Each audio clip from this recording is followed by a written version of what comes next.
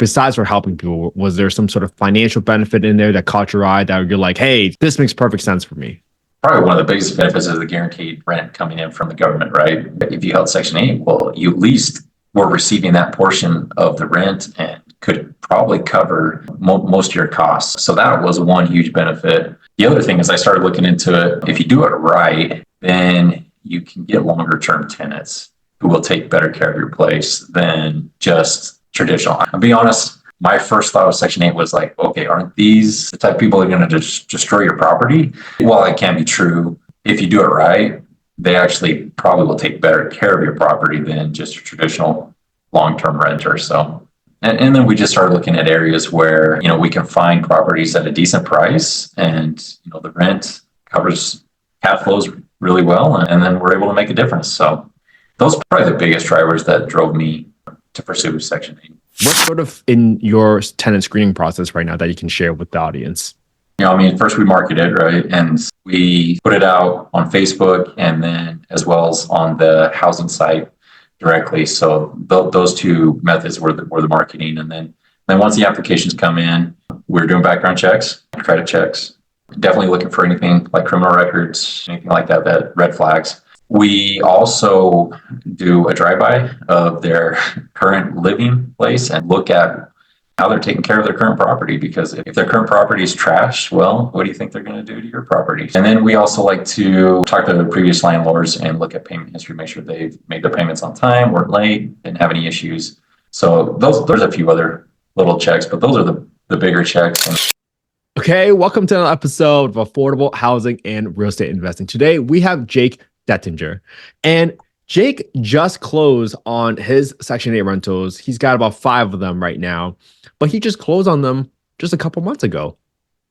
And this is why I want to bring Jake on, because his experience is so relevant and recent at the same time. And that's going to be so important for all of you that are listening right now, so that you can learn from Jake's experience, but also understand, I really hope you can take away from this, is that anyone can do this. You're not that far behind. I started this podcast just a year ago, and I wanted to bring on folks from all different types of experience, from single family all the way to ground up construction. So I'm excited. Jake, welcome to the show, man. How are you doing today? Hey, thanks, Kent. I'm doing great. Excited to be here. It's an honor to be here on your podcast. So appreciate you having me on. Man, thank you so much for coming on. And I really appreciate your time. And I was going through Facebook the other day and I saw your HUDs that you were posting about your deals. I was like, all right, this guy's legit. And I saw that you were doing some Section 8 rentals. I was like, all right, this is cool. And you sent me some photos and I absolutely loved them. So Jake, tell us a little bit about how'd you even get into real estate really quick in like a couple of minutes. How'd you even get into real estate and why did you choose Section 8 as one of your exit strategies? So I'm in finance. I got a accounting major in CPA, and I was working up the corporate ladder, and I was actually vice president of a college. A couple of years ago, we brought a new president came in, and he wanted to bring in his own team. And so I was let go, and I found myself without a job. And, I woke up and realized I wasn't in control of my salary. I wasn't in control of my job even. And I just really wanted financial independence. So that really pushed me to start looking into real estate. My wife and I actually started in short-term rentals because we vacation and we're like, oh, hey, this looks great. We can own a place that we want to go visit and make money off it the rest of the year, right? Like I'm sure most everybody out there, right? And so we got into short-term rentals, but soon found out that everybody else got in. The market's saturated in short-term rentals. And I found Pace on YouTube and Sub 2. So that got me into the Sub 2 group. And it was probably in July this year that I connected with somebody from Sub 2 who had done Section 8. And prior to that, I had no idea what Section 8. I probably heard of it, but I didn't know what it was. So I started researching it and decided to partner with him. And he had managed a Section 8 portfolio for somebody else. And so that's kind of how I was open to Section 8. And so I started researching it and looking into it and realized, hey, this is a great way. And really it aligned with my passions and desires because I want to give back. I want to make a difference and impact on the world. And really I want to build wealth to do that, to whether it's providing food, shelter, water, whatever it is for kids around the world. I want to make an impact. And for me, Section 8 kind of allows me to make money while at the same time helping families who are in need and making an impact to those kids that, need housing and need an affordable housing option, right? They can't afford something really nice. So Section 8 opens that door for them. And it still is a great way to, build my wealth so that I can go out and impact the world. So that's why I'm in Section 8. Well, that's great. I love your journey so far. I also used to be a CPA. I never took an accounting job, though. I was doing consulting for the most part. And then I also got into short-term rentals, just like you. And then I also got some Section 8 rentals. So I totally relate to your journey there. And Jake, I know you just mentioned a ton of benefits from a feel-good perspective, from a qualitative perspective, whatever you want to call that. But there's a tremendous value to doing something that you love and also being able to help others at the same time. During your research, you just mentioned, what other items like caught your eye? Like besides for helping people, was there some sort of financial benefit in there that caught your eye that you're like, hey, this makes perfect sense for me? Yeah. Probably one of the biggest benefits is the guaranteed rent coming in from the government, right? Guaranteed portion of their rent each month. And I started looking at during COVID, and you look at states like California and other states that required the landlords to keep their tenants in there, even though they weren't making payments and couldn't kick them out. So those landlords were just eating it, out their shorts and had no way to even cover the cost of any mortgage payment or whatever if they had debt tied to their property. So Section 8, on the other hand, during those time periods, if you held Section 8, well, you at least were receiving that portion of the rent and could probably cover, most of your costs. So that was one huge benefit. The other thing is I started looking into it. If you do it right, then you can get longer term tenants who will take better care of your place than just traditional. I'm being honest. My first thought of Section 8 was like, okay, aren't these the type of people that are going to just destroy your property? And that's it. While it can be true, if you do it right, they actually probably will take better care of your property than just a traditional long-term renter. So that really drove me. And then we just started looking at areas where, we can find properties at a decent price, and the rent covers cash flows really well, and then we're able to make a difference. So those are probably the biggest drivers that drove me to pursue Section 8. That makes perfect sense, man. And I love that you got into the point of you got to do it right. And that stigma that you mentioned earlier about, well, aren't these folks the type of folks that will trash your home? And that's usually the stigma. And that's one of the biggest fights that I'm trying to handle with this podcast and dispel those stigmas. Because if you do it right and you provide a home that provides that family with dignity and pride of where they live, chances are they might take care of your home a little bit better. Just like with short-term rental, you might get partiers that will trash your home and there's nothing you can do about it, right? There you go. Yeah. And that's exactly it. It can happen with any type of real estate, not just affordable housing. And probably, if you listen to some of our past episodes, you will notice that the amount of damage that affordable housing tenants cause is actually less than market rate tenants. So It might be market specific, but that's okay. Well, speaking about markets, Jake, how did you pick the markets? You just talked a little bit about, we did some research. How did you pick the markets that you were in right now? What led you to pick those as your markets of choice to get started? So really it was my partner. He had experience. He was already in those markets. He was managing portfolio in those markets. So he knew it. He had contacts. It was just easy just to jump in there. And I mean, if I was starting from scratch, I mean, things I would look at is, okay, one, what is the price of the house, median price that you can get, and then what are the cash flow rentals? I mean, some areas I've looked at like Texas and stuff, it just is really hard to actually cash flow on a rental down there just because the price, because it's an appreciating market, right? So this is more of a stabilized market. It's not appreciating too much, and where the rents are higher than what it would cost for us to get some kind of financing on that property. I'm from Utah. It doesn't work in Utah. I'm just gonna be honest. It just is really, really hard to cash flow on anything in Utah.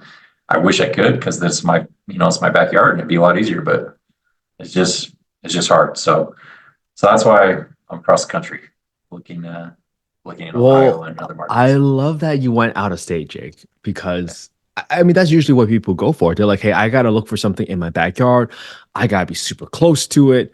But you brought up a point, and you said you had a partner that already had a team in place. And I think when people ask me where should they invest, I always ask them, chances are, if you have an amazing team, like 50 to 80% of the work is done because that's so important and crucial to the success of your investment. It really comes down to the execution. You can only do so much on a spreadsheet. The spreadsheet is just assumptions of things that might go right or wrong. But unless you actually have the people to make it happen, that's not going to fly. So, Jake, I love that you went out of state and you found a partner. When you were picking a partner, what attracted you to that partner? Were you guys friends already, or did they show you like, hey, here's all the rentals that I've been doing?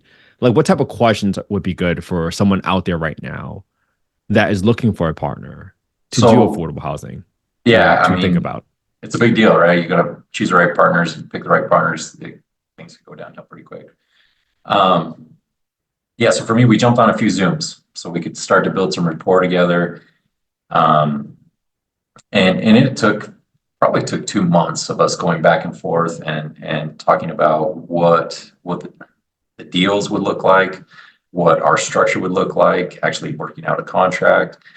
Um, but over that time, I could build rapport with him, and I, could do a little research on him and find out more information on him. So um, I would definitely, and honestly, I haven't met this partner in person.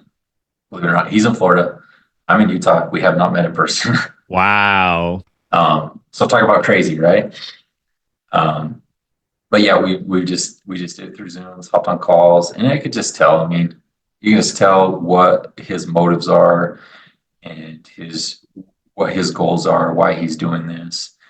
He's doing it for the right reasons. So to me, I just felt like the integrity is there, the honesty is there, and that helped me there. And then of course you can't leave it at that. Definitely set up the right structure, right agreements to make sure you're covered. But um, if you don't feel good, like after talking to them a few times, chances are, even if you have the right paperwork in place, it's probably not going to go well. So, make sure you trust the person, make sure you have good rapport with them, and that you plan on going in the same direction. I actually had a partner in short-term rental, and it didn't quite work out the way we wanted. We kind of had different visions. It wasn't like they're a bad person or anything. It's just like their vision of what the short-term rental or property should look like versus what we thought it should look like.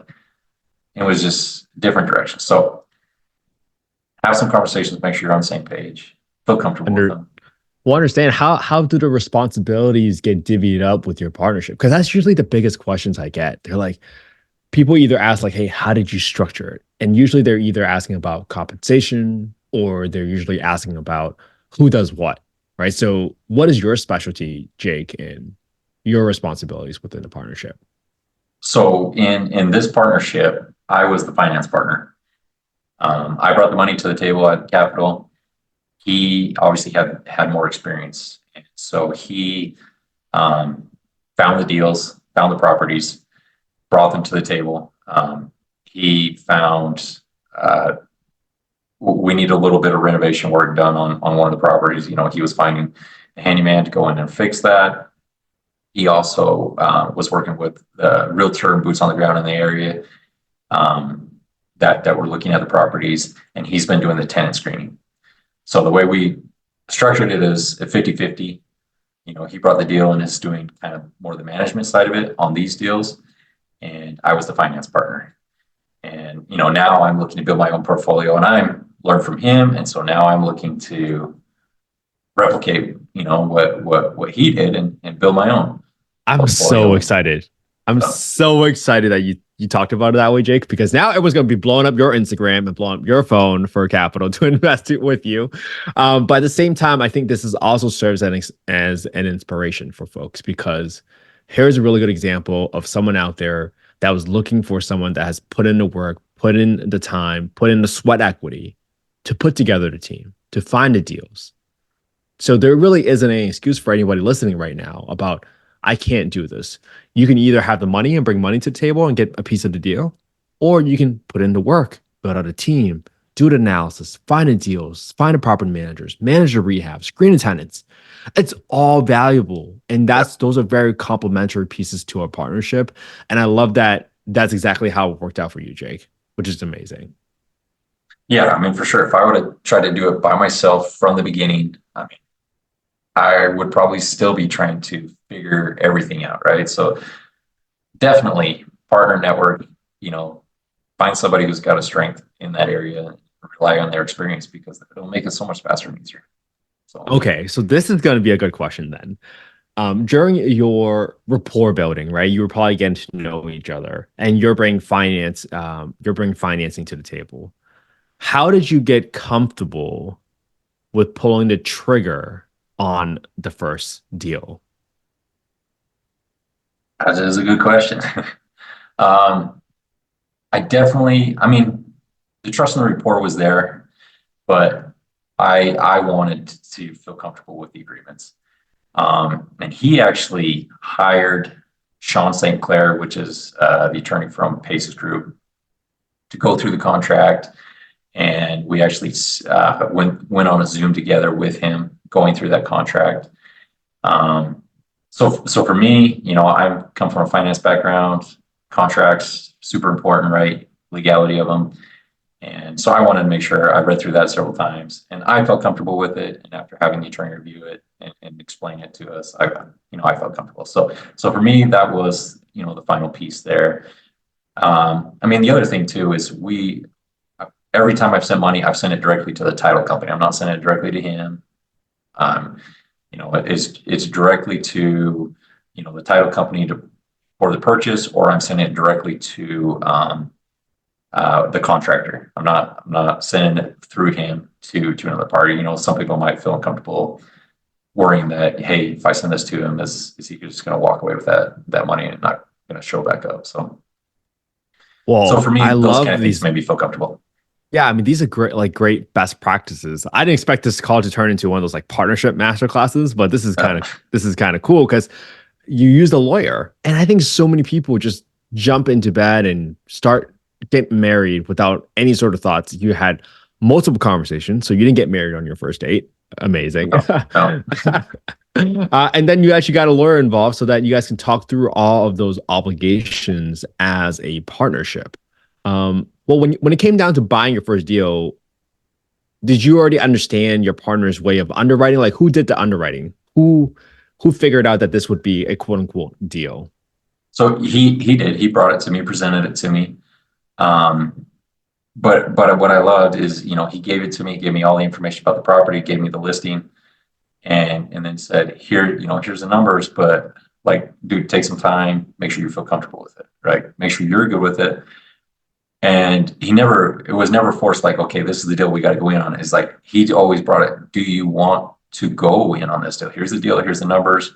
Is this a deal you want to go in on? So, I mean, I was always had the choice. I always had the opportunity to, comp the deal myself and make sure I feel comfortable with it, that the numbers look good on my end, which I did.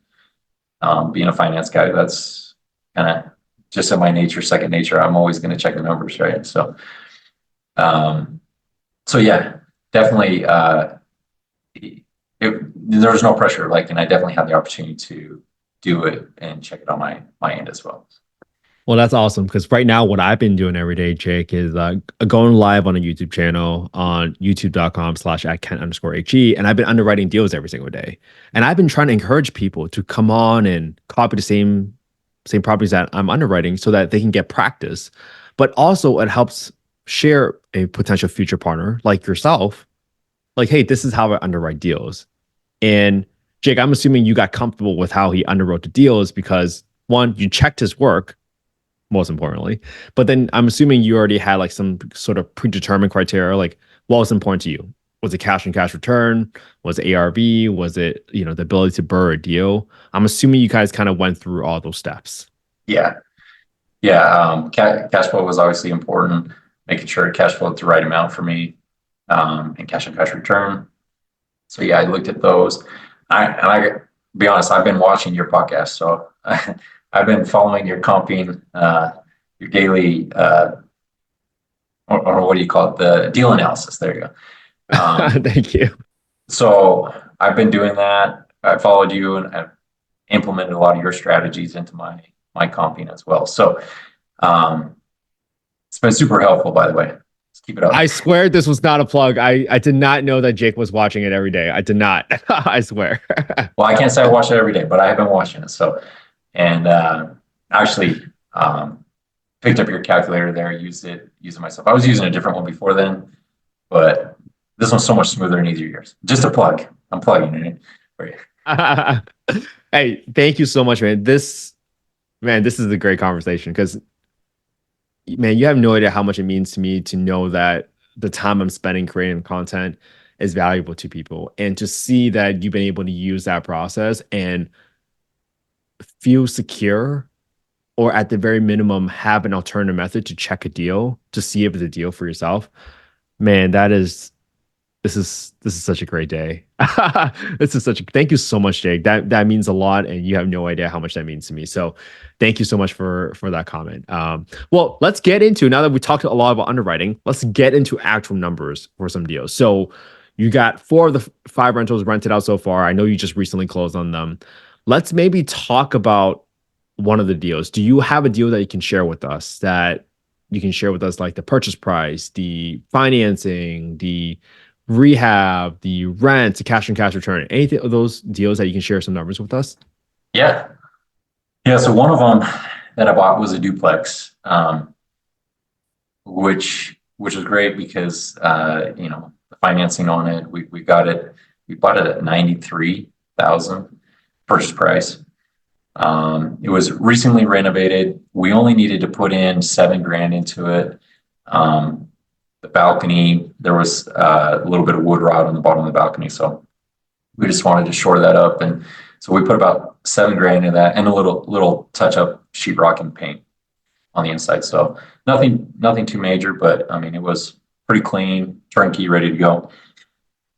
So yeah, on that one, I think originally cash, I brought to the table 25 grand. So that was my portion of the financing on that. And so the rents on that right now are at $1,980 a month between the 2 units.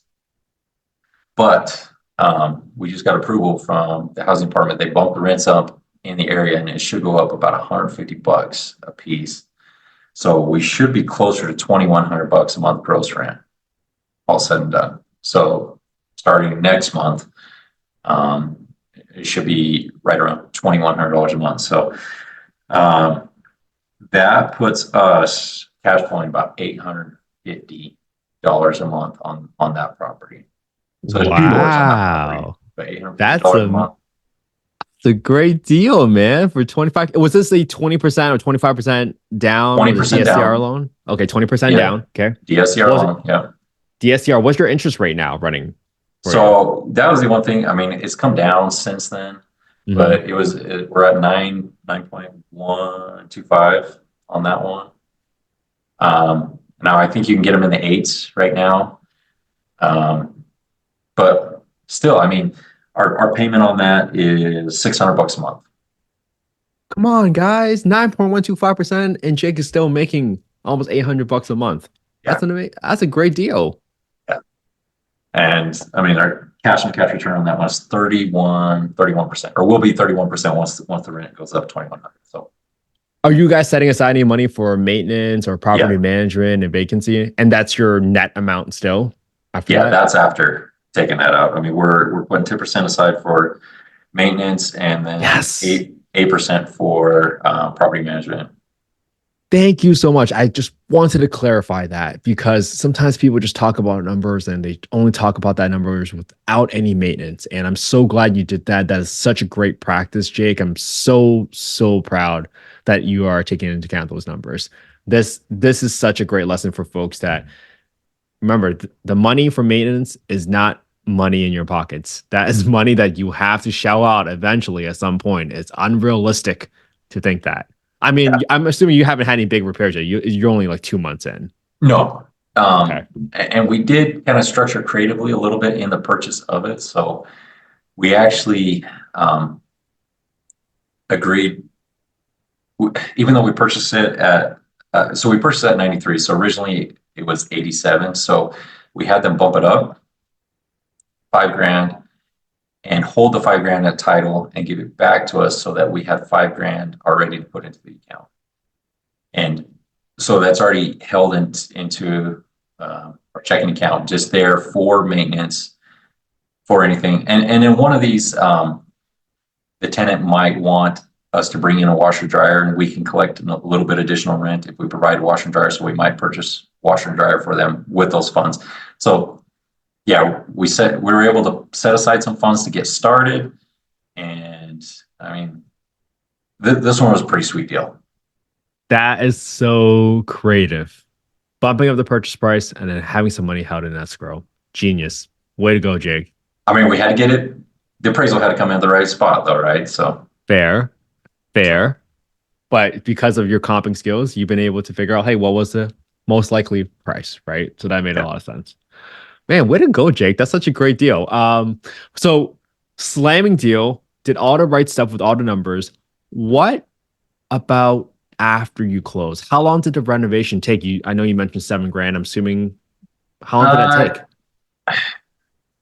I think about 2 weeks total. Once we got the keys, to the property, it took about 2 weeks to set up the contractor, get them in, and then after that, then have the inspector come in from Section 8 or from the housing department and look at the property. Okay, all right. Then you got the inspection. Sometimes that sounds really scary, right? With inspection. How Yeah, did your inspection go and how did you guys manage that process? yeah, no, this one wasn't bad, no problems on it. I think I think we did have to add like replace a smoke detector or something like that. So nothing nothing major, but yeah. So once it was approved, we have a handyman on the ground. So neither myself or my partner are in the area, so neither of us are there with the inspection. So we have a handyman who's our boots on the ground guy, who's the one there, and working with the inspector, let him in the property and so forth. But yeah, so once we got the inspection, then we could finally start moving towards getting the tenant in and going through that process. But Well, that's a great practice to have a handyman there so that you both don't need to be there. But then also, if anything comes up, you can almost have the handyman sort of do repairs on the spot so you don't try to get the inspector to come out on a subsequent week. Very well done, Jake. This is amazing. I think people can learn so much from this. All right, well, inspection's done. How do you and your partner go through the tenant screening process? Because you mentioned just like earlier, doing it right is very important. Finding the right folks is very important. What's sort of in your tenant screening process right now that you can share with the audience? yeah, so I mean, first we market it, right, and we put it out on Facebook and then as well as on the housing site directly. So those two methods were the marketing, and then once the applications come in, we're doing background checks, credit checks. Definitely looking for anything like criminal records, anything like that, that red flags. Um, we also do a drive-by of their current living place and look at how they're taking care of their current property. Because if their current property is trash, well, what do you think they're going to do to your property? So if the current property is in good shape, hey, this might be a good tenant, right? And then we also like to look at their or talk to the previous landlords and look at payment history, make sure they've made their payments on time, weren't late, didn't have any issues.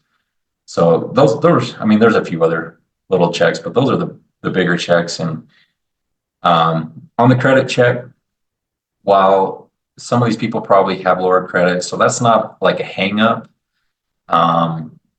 We will, open it up as long as they don't have any red flags in those other areas. If they've been making their payments, they're taking good care of the property, don't have any criminal, issues, then usually we're okay with the credit check, because we understand that people in this situation probably don't have the greatest credit.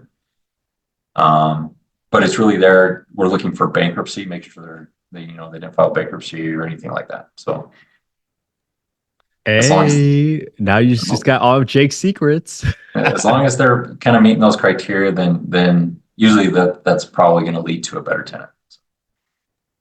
Well, Jake, thank you for sharing that. And I will be very excited to hear about how your tenants are doing in a year, 2 years from now. And maybe we'll have you back on a podcast then, because you're doing all the right things. These are some of the best practices that we've heard from some of the other guests on the podcast, like doing those drive-bys, checking on how they're taking care of their current property, checking on past landlord references. These are all going to be very important things and fundamentals that everyone listening to right now should incorporate in their business. Jake, we're getting to a point of the podcast where I like to ask this question to almost everybody on the podcast. And the question is, why do you think affordable housing, particularly the lack of supply of affordable housing, is so hard to solve for? Well, there are probably several things. One is obviously a funding issue, right? Trying to find ways to make it for investors to cash flow on deals.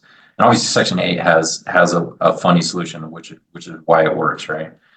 And there's other ways to deal with it, but obviously investors need, to cash flow and have a return. So that's probably one of the main issues, is just trying to figure out a solution that provides a return for the investor, but also keeps it affordable, for those individuals. I would say the other thing is just lack of knowledge and understanding out there. Like 6 months ago, I didn't know what Section 8 housing was, so I didn't have an understanding of it. And man, I would have started this a long time ago had I known that, right? And if the education was out there, the knowledge was out there, and people had a better understanding of what they could do and creative solutions, man, that'd be great. So I think if people, and you're doing this through your podcast, right? You're given this opportunity. So the more people can find out ways to get out there and provide affordable housing options, I think, the more it will grow. But obviously it still comes down to that funding issue. You have to find a way to financially make it make sense. I love that answer, Jake. And maybe if we can end on this with some advice for the listeners, if there are people out there that's just getting started, right? Is there a skill or an area of focus that you think people should focus on first before getting started in affordable housing? I